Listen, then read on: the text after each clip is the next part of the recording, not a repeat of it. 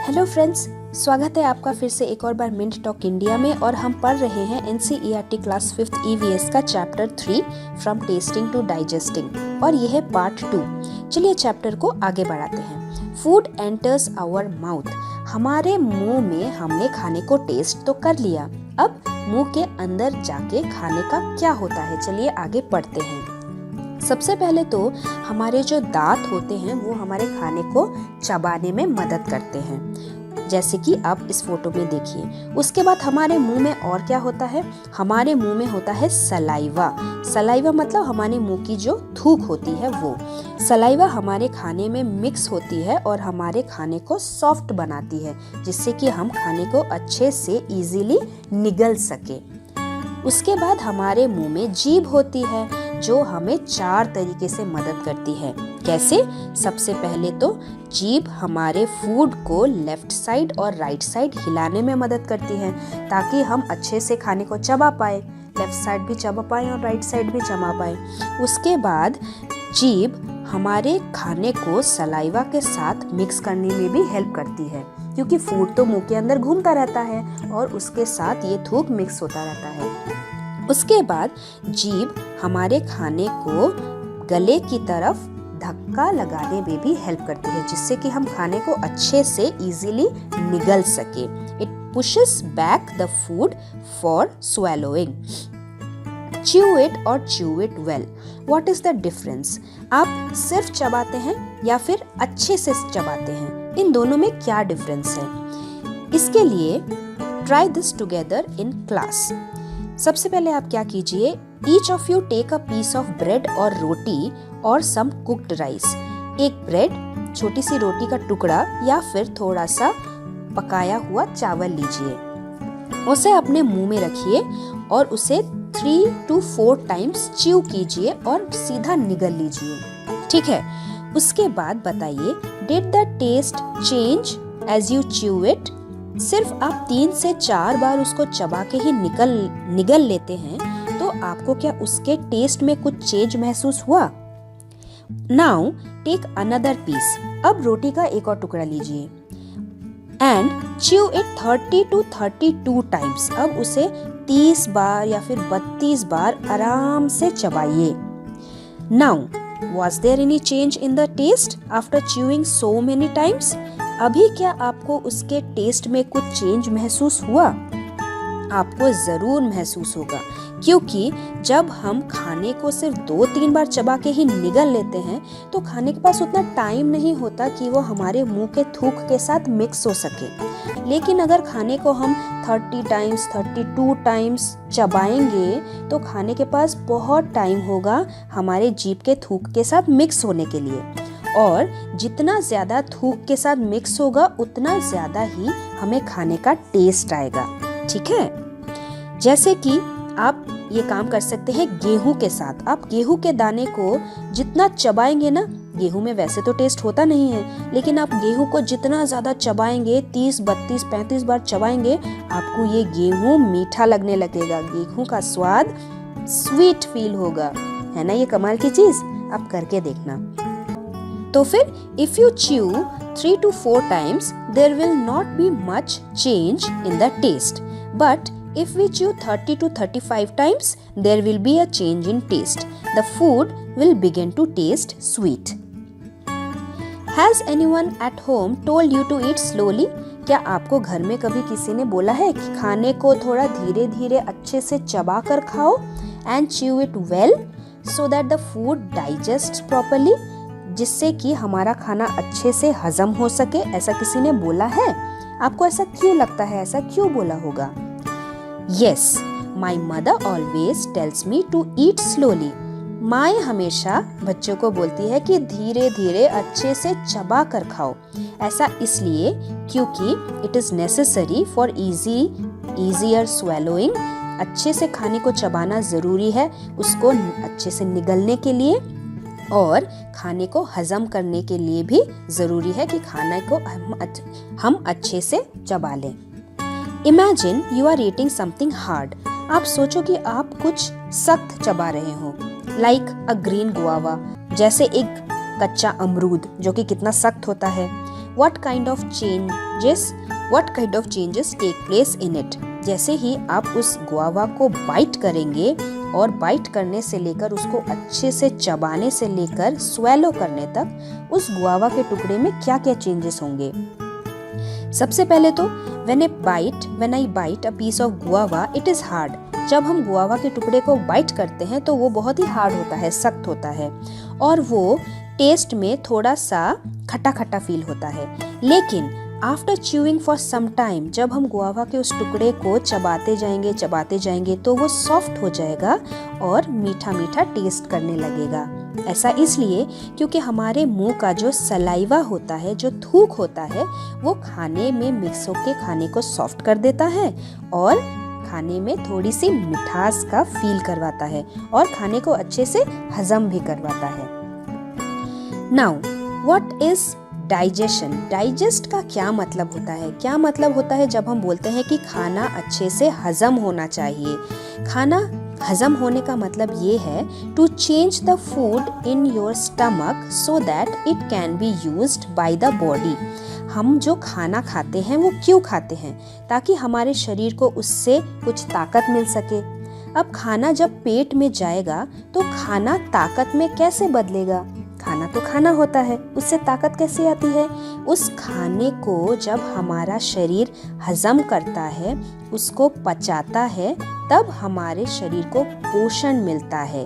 पोषण मतलब खाने में मौजूद कुछ अच्छी चीज़ें, जैसे मम्मी ने बोला होगा इसमें बहुत विटामिन्स है, इसमें बहुत मिनरल्स है, आपकी स्किन अच्छी होगी, आपके बाल अच्छे होंगे, आपके बोन्स स्ट्रांग होंगे। ऐसा क्यों बोलते हैं? क्योंकि खाने में कुछ अच्छे पोषण मौजूद होते हैं। जब खाना पेट में जाता है वो खाना पचता है, हजम होता है और खाने में मौजूद वो पोषण तत्व हमारे शरीर में घुलकर मिक्स होकर हमें ताकतवर बनाते हैं। इसी को कहते हैं टू डाइजेस्ट, खाने का पचना। Think what does the saliva in our mouth do? और हमारे मुंह का जो सलाइवा होता है वो क्या करता है? Saliva mixes with the food in our mouth while chewing and makes it easy to digest. अगर खाने को हम ऐसे सूखा सूखा ही निगल जाएं तो हमारा खाना हजम होने में बहुत टाइम लगाएगा। लेकिन अगर खाना थूक में अच्छे से मिक्स हो जाए, सॉफ्ट हो जाए, तो वही खाना पेट में बहुत ही आराम से, आसानी से डाइजेस्ट हो जाएगा, पच जाएगा। Straight from your heart. आपको क्या लगता है मुंह के अंदर खाना जाकर कहाँ जाता है? पेट में जाता है, अच्छी बात है। लेकिन हमारे बॉडी के अंदर और कौन कौन से ऑर्गन्स हैं जो हमारे खाने को हजम करने में हेल्प करते हैं? तो यहाँ पे देखिए हमारे बॉडी के अंदर की फोटो। सबसे पहले खाना जब मुंह में जाता है तो एक पतले से पाइप के जरिए वो खाना ऊपर से नीचे पहुँचता है। इस पाइप को हम कहते हैं फूड पाइप। फूड पाइप खाने को हमारे मुंह से पेट तक पहुंचाता है, जिसे हम कहते हैं स्टमक। उसके बाद खाना हजम होकर और नीचे आता है, जिसे हम कहते हैं स्मॉल इंटेस्टाइन, और बड़ा वाला ब्लू कलर का है लार्ज इंटेस्टाइन। यहाँ पे खाना अच्छे से हजम होता है और हजम होने के बाद जो हमारे शरीर का जो वेस्ट रह जाता है वो एनस के द्वारा बाहर निकल जाता है पॉटी के रूप में, और इसे कहते हैं हमारे बॉडी का digestive system. Many organs work together to form a system. हमारे शरीर के कई सारे ऑर्गन्स, जैसे कि एक organ, liver organ, intestine organ, ऐसे कई सारे ऑर्गन्स, कई सारे पार्ट्स मिलकर काम करते हैं खाना को हजम करने के लिए, और इसे हम कहते हैं digestive system. How do you feel when you are very hungry? जब आपको बहुत ज़्यादा भूख लगती है तो आपको कैसा फील होता है? How would you describe it? आप उसे कैसे बोलेंगे? कुछ When I'm very hungry, some strange sound comes out of my stomach. ऐसा तो सारे बच्चों के साथ होता होगा, पेट में कुछ गुड़गुड़ की साउंड आती है ना जब हम को बहुत ज़्यादा भूख लगती है। My head also feels dizzy. मुझे बहुत चक्कर भी आता है जब मुझे बहुत ज़्यादा भूख लगती है। How do you come to know that you are hungry? हमें कैसे पता चलता है? हमारे पेट में गुड़गुड़ की साउंड आती है। Think what would happen if you do not eat anything for 2 days. अगर आप 2 दिन कुछ भी खाना ना खाएं तो क्या होगा? I think if I do not eat anything for 2 days, I will become very weak and may fall sick. अगर हम 2 दिन तक कुछ भी खाना ना खाएं तो हमें बहुत कमज़ोरी महसूस होगी, हम बहुत थक जाएंगे, एनर्जी नहीं मिलेगी और शायद हम बीमार भी पड़ जाएं। Would you be able to manage without drinking water for 2 days? क्या आप 2 दिनों तक बिना पानी पिए रह सकते हैं? No, I will not be able to manage even for 1 day also without water. मैं एक दिन भी बिना पानी के नहीं रह सकती। ऐसा इसलिए क्योंकि पानी हमारे शरीर में कई सारे कामों में इस्तेमाल होता है और जो एक्स्ट्रा पानी होता है वो टॉयलेट और पसीने से बाहर आ जाता है शरीर के। Neetu was given a glucose drip. चलिए पढ़ते हैं नीतू की ये कहानी। Neetu was very sick. Neetu बहुत ही कमजोर थी। All day she was vomiting. पूरे दिन सिर्फ उल्टी ही कर रही थी। And she also had loose motions. और नीतू को लूज मोशंस भी हो रहे थे। Whatever she ate, she vomited. Neetu जो भी खाती थी सब उल्टी हो जाता था। Her father gave her sugar and salt solution. क्योंकि जब हम उल्टी करते हैं हमारे बॉडी का कितना पानी निकल जाता है। जब हम लूज मोशन करते हैं तब भी हमारे शरीर का कितना पानी निकल जाता है पॉटी से। पॉटी एकदम पानी की तरह होता है ना? तो हमारे शरीर का सारा पानी निकल जाता है और हमारे शरीर का सारा पानी निकल जाता है तब हमारे लिप्स ड्राई हो जाते हैं। इसे हम कहते हैं डिहाइड्रेशन। हमारे शरीर सूखने लगता है, खतरा बढ़ जाता है। तो उस समय हमें क्या करना चाहिए? हमें sugar and salt solution 1 glass पानी में 1 चम्मच चीनी और 1 चुटकी नमक को मिक्स करके पीना चाहिए। डॉक्टर हमें ORS भी देते हैं ना। By evening Neetu was feeling weak and dizzy. पूरे दिन उल्टी कर करके नीतू एकदम बीमार और कमजोर हो गई थी और शाम को उसको चक्कर भी आने लगे थे। When she got up to the doctor, she fainted. Doctor के पास जाते जाते वो तो बेहोश ही हो गई। The doctor said that Neetu should get admitted in the hospital. Doctor ने कहा नीतू को तुरंत हॉस्पिटल में एडमिट कर दो। She needs to be given a glucose drip. Neetu को ग्लूकोज ड्रिप चाहिए। Hearing this, Neetu got confused. ये सुनकर नीतू थोड़ा कंफ्यूज हो गई क्योंकि उसे पता था जब भी उसके स्कूल में गेम्स पीरियड होता था और कोई बच्चा थक जाता था तो सर उसे ग्लूकोज पीने को बोलते थे पानी में मिक्स करके। जैसे हम ग्लूकॉन डी पीते हैं, ग्लूकोज पीते हैं, पानी में मिक्स करके हमें एनर्जी आता है।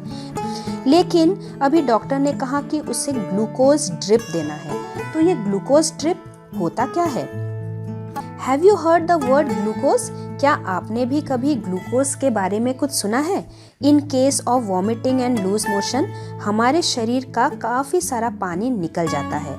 ऐसे केसेस में हमें शुगर और सॉल्ट सॉल्यूशन मिला के पीना चाहिए। इसके अलावा हमने इस तरह के ग्लूकॉन डी, ग्लूकोज के बारे में तो देखा ही होगा, हमारे घर में भी होगा। अभी ग्लूकोज और ग्लूकोज ड्रिप में क्या अंतर है?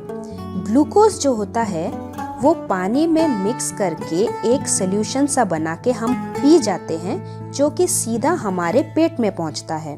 पेट में वो ग्लूकोज वाला पानी हजम होता है, उसके बाद जाके हमें एनर्जी मिलती है। It takes some time to give energy. लेकिन जो ग्लूकोज ड्रिप होता है वो एक पैकेट में ही ग्लूकोज का सॉल्यूशन होता है जो हमें सुई लगाकर सीधा हमारे खून में मिक्स कर दिया जाता है। तो उससे क्या होता है, खून में जब ये ग्लूकोज वाला पानी मिक्स हो जाता है तो हमें इंस्टेंट एनर्जी मिलती है। तो जब भी कोई पेशेंट आता है जो बहुत ही बीमार है, हर चीज़ को उल्टी कर रहा है, अगर ग्लूकोज वाला पानी पिलाएंगे तो वो उल्टी कर देगा। तो फिर ऐसे टाइप के लोगों को, ऐसे पेशेंट्स को हम कैसे ग्लूकोज पिलाएंगे? ऐसे पेशेंट्स को हम देंगे ग्लूकोज ड्रिप। ग्लूकोज ड्रिप जो सुई के ज़रिए सीधा हमारे खून में जाएगा और हमें इंस्टेंट एनर्जी देगा। आपके शरीर को थोड़ी सी ताकत देगा और वीकनेस, कमजोरी थोड़ी कम हो जाएगी। Have you ever tested glucose? क्या आपने कभी ग्लूकोज को टेस्ट किया है? How does it taste? उसका टेस्ट कैसा होता है बताइए तो। ग्लूकोज का टेस्ट थोड़ा स्वीट स्वीट होता है, मीठा मीठा, ठंडा ठंडा होता है।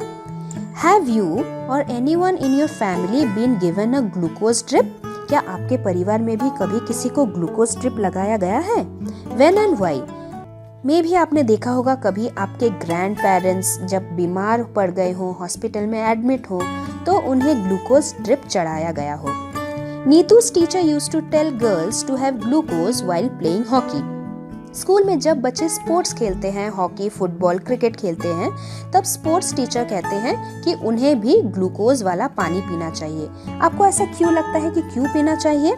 क्योंकि व्हेन वी प्ले आउटडोर, जब हम बाहर खेलते हैं तो हमारे शरीर का बहुत सारा पानी पसीने के रूप में बाहर आ जाता है। उससे लॉस ऑफ वाटर होता है, हमारे शरीर का पानी कम हो जाता है, और पानी अगर कम हो जाए शरीर से बहुत ही खतरा होता है। तो उस पानी को वापस शरीर में डालने के लिए हम क्या करते हैं, सॉल्ट और शुगर का एक सॉल्यूशन बना के भी पी सकते हैं, या फिर ग्लूकोज सॉल्यूशन भी हम पी सकते हैं। इसी तरह जब नीतू को भी ग्लूकोज ड्रिप दिया गया, ग्लूकोज वाला पानी सीधा उसके खून में मिक्स हो गया और नीतू को मिली इंस्टेंट एनर्जी।